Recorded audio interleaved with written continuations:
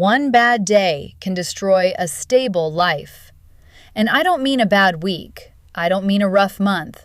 I mean one single day. 24 hours. That's all it takes for everything you thought you had figured out to completely fall apart. And the scary part? Most people don't believe that until it actually happens to them. Let me paint you a picture. It's a Tuesday morning. You wake up, you grab your coffee, you're running a little late, but nothing crazy. You get in your car, turn the key, and nothing. Dead silence. You call a tow truck, you call your mechanic, and then you get the number. $1,400. Okay, fine. You don't have it sitting in cash, but you'll figure it out. You'll put it on the card. You go back inside, you check your phone, and there's an email from your insurance company. A claim got denied. That medical procedure from 3 months ago, out of pocket. Another $2,000. And just like that, before noon on a Tuesday, you're $3,400 in the hole with no plan, no cushion, and no way out that doesn't hurt. This is the story of tens of millions of Americans right now. Not people who made terrible decisions, not people who were irresponsible or reckless, just ordinary people who were one emergency away from financial collapse, and they didn't know it until the emergency showed up at their door. And here's what really gets me. These people look fine from the outside. They have jobs, they have cars. Some of them have nice apartments, decent clothes.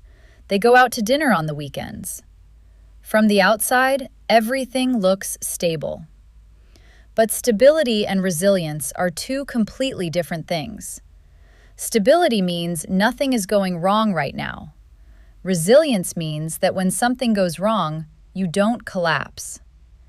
And most people in this country have been building the appearance of stability while having zero resilience underneath it. The floor looks solid, but one crack and you fall straight through. So today we're going to talk about what's actually going on.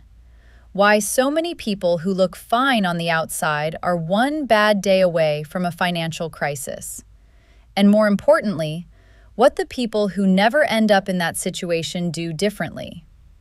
Because I've studied this. I've talked to people across every income level, from people making $30,000 a year to people making $300,000 a year. And the difference between the ones who are always stressed about money and the ones who have genuine peace of mind is almost never the income. It is the system. It is the identity. It is who they decided to become in relationship to money, and when they decided to start. Now, before we get into what to do, I want to address the thing that always gets said whenever this conversation comes up. Because somebody is always going to say, people just need to stop wasting money on lattes and avocado toast, and they'd be fine. And I need you to hear me clearly on this. That framing is not just oversimplified, it is actively harmful. It takes a structural, systemic problem and turns it into a personal character flaw. It makes people feel ashamed instead of informed, and shame does not build emergency funds. Clarity does. The problem is not the coffee. The problem is a complete absence of financial infrastructure at the foundational level, and it is being masked by the illusion of normalcy. Your paycheck comes in, the bills go out, and what's left over feels like breathing room. But it isn't. It's exposure. It's the gap between surviving and collapsing. And most people have no idea how thin that gap really is until the morning their car doesn't start and their insurance company sends them a bad email on the same day. Let's talk about the data, because these numbers need to land. According to a Federal Reserve survey, nearly 4 in 10 American adults would struggle to cover an unexpected $400 expense using cash or its equivalent. $400. Not a surgery, not a new transmission, a car battery, one urgent care visit, a last-minute flight home for a family emergency. $400 is the line between stability and crisis for almost half the country. And we keep treating this like it's a niche problem affecting a small group of people who just didn't try hard enough. It is not. It is the default financial reality for the majority of working Americans. Here is another number. The median American household has less than $5,000 in liquid savings. Not invested in the market, not locked up in a retirement account. Liquid, available, emergency-ready money that you can access today if something goes wrong. $5,000. The average car repair in the United States now runs over $1,000. The average emergency room visit without full insurance coverage runs anywhere from $1,500 to $3,000. The average American is roughly one missed paycheck away from not being able to cover rent.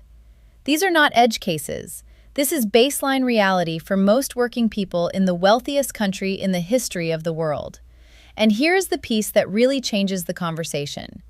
Research from Pew and from behavioral economists across the board consistently shows that financial instability is not primarily an income problem. It is a behavior and psychology problem. People at every income level struggle with financial resilience. A household making $90,000 a year with no savings is just as financially vulnerable as a household making $40,000 a year with no savings. The paycheck doesn't protect you. The system you build around that paycheck is what protects you. And most people, regardless of income, were never taught how to build the system. So let's build it. Because this is where most financial advice falls completely flat. They hand you a budget spreadsheet, they tell you to track your spending, and they send you on your way as if information alone changes behavior. It does not. What changes behavior is a shift in identity. The people who are never one emergency away from collapse don't just have different habits, they have a different self-concept. They think of themselves as wealth builders, not people who are hoping to save money someday, not people who are trying to be smarter with money this year, but people who are actively constructing something durable and real, right now, today, with whatever they have. That identity shift is the foundation of everything else. Because when you see yourself as a wealth builder, the decisions follow naturally. You stop asking, "Can I afford this?" and you start asking, "Does this serve what I'm building?" That is a completely different question, and it leads to completely different choices. Rule 1, and this one will change how you see every single purchase you ever make. You have to feel the real cost of what you own, not the price tag, the full cost. I call this the hidden cost audit. When most people look at their monthly expenses, they see the obvious stuff, the rent, the car payment, the streaming subscriptions. But what they completely miss are the maintenance costs and the mental energy costs attached to everything they own. That car payment is not just the car payment. It is the insurance, the registration, the gas, the oil changes, the tires, and the unexpected repairs that somehow always seem to arrive at the single worst possible moment.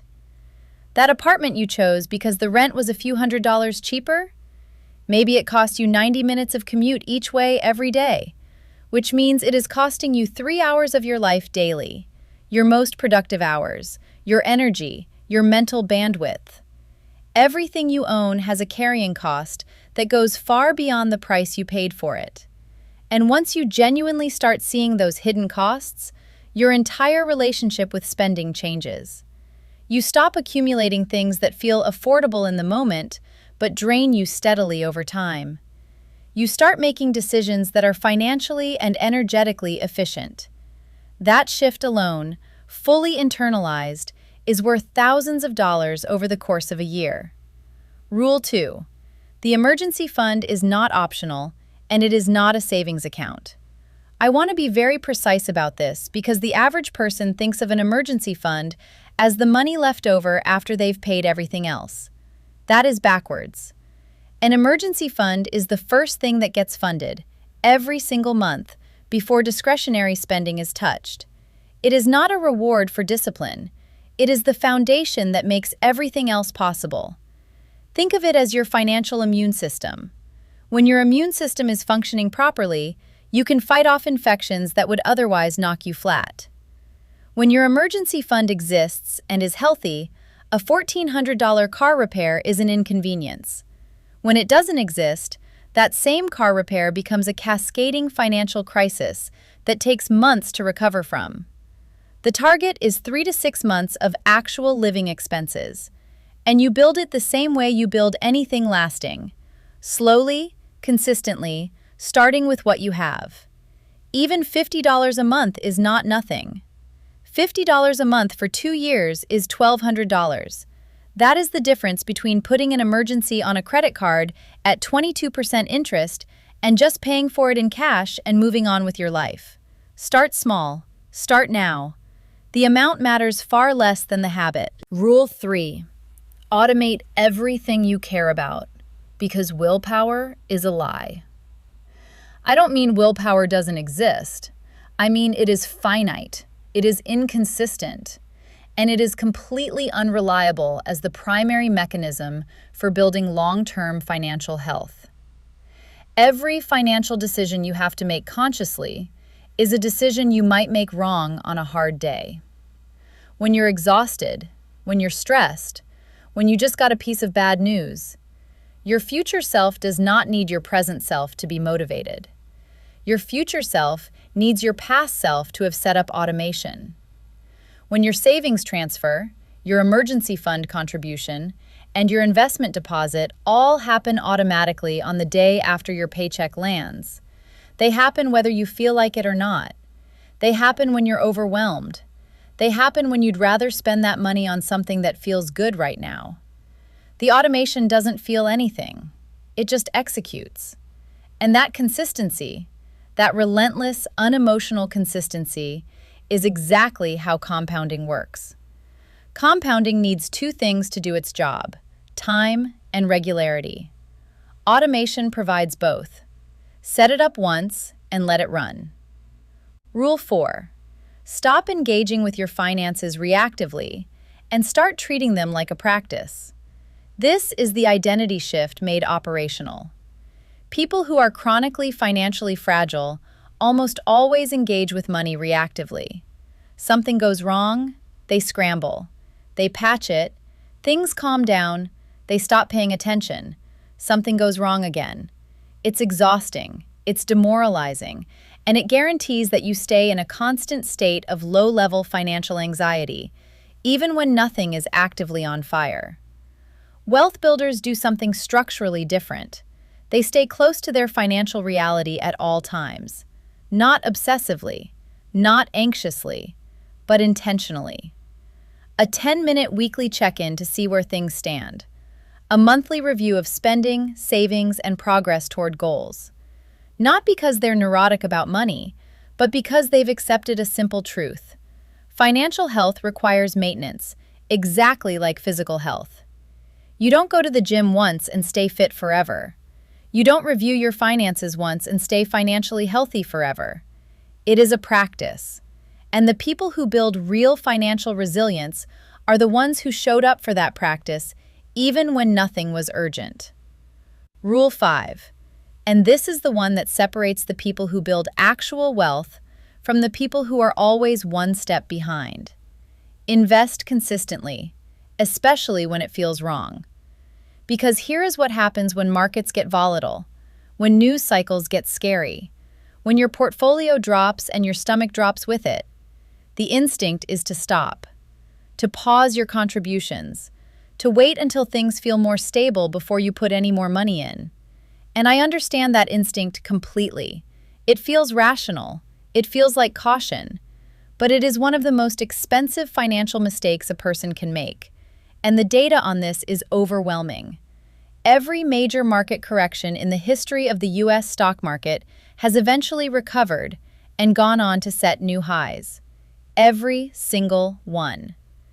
The people who stayed in the market through the crashes of 2001, 2008, 2020, through every recession and panic and moment of genuine global uncertainty.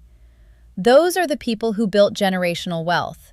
Not because they were geniuses, not because they had perfect timing, but because they understood one foundational truth and never forgot it. Time in the market beats timing the market. Every time you try to predict the right moment to get in or get out, you are competing against the most sophisticated institutional investors on Earth. You cannot win that game consistently. No one can. But if you stop playing that game entirely and simply stay invested, month after month, decade after decade, regardless of what the headlines say, the math works almost every time. Consistency over time is not a strategy. It is the strategy. Everything else is noise. Now let's zoom out for a moment, because I want you to understand something that goes beyond the mechanics of savings accounts and investment accounts. The real cost of being one emergency away from financial collapse is not just the money, it is your health. Chronic financial stress is one of the leading contributors to high blood pressure, disrupted sleep, anxiety, and depression. It is your relationships. Financial stress is consistently cited as one of the primary causes of conflict and breakdown in marriages and long-term partnerships. And it is your capacity to think clearly and act deliberately about the future. Because when you are in survival mode, your brain is not running the long-term planning software. It is running the crisis management software. And you cannot build wealth in crisis mode. You can only survive it. Financial resilience gives you your brain back. It gives you your peace back.